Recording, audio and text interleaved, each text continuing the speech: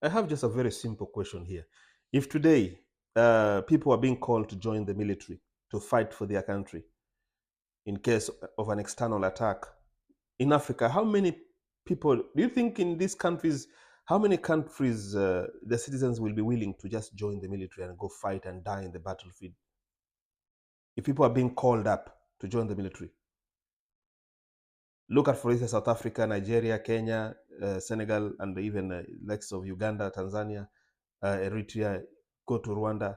How many countries? But then there's one country that really outstand, that is a very outstanding, and people can show up. Ethiopia.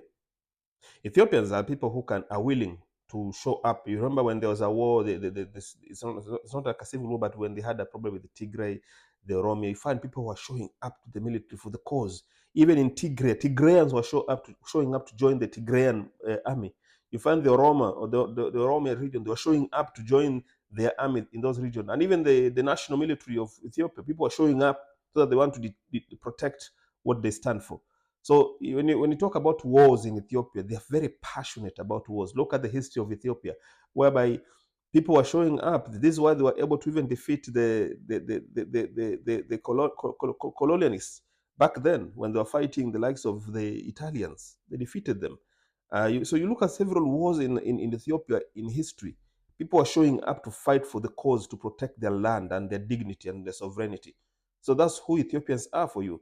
I'm not saying that other countries might not show up, but again, if you look at the current situation of the political and the governance issues in many of these countries, like for instance, Kenya, Uganda, do you think Ugandans will show up and join the army to fight the external attacks? The Ugandans will not do that because the government has been mistreating them.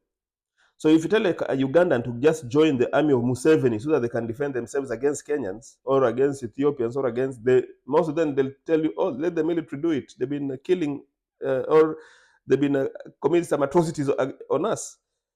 Come to Kenya, how many people do you think will be joining the military? A few. Because again, a matter of sovereignty, of course, is a different issue.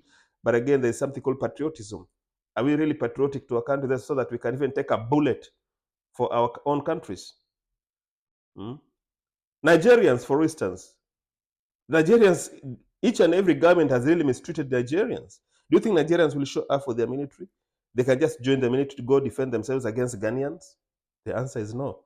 Nigerians will just say, hey, Tinubu, please arrange your army, organize your army for that.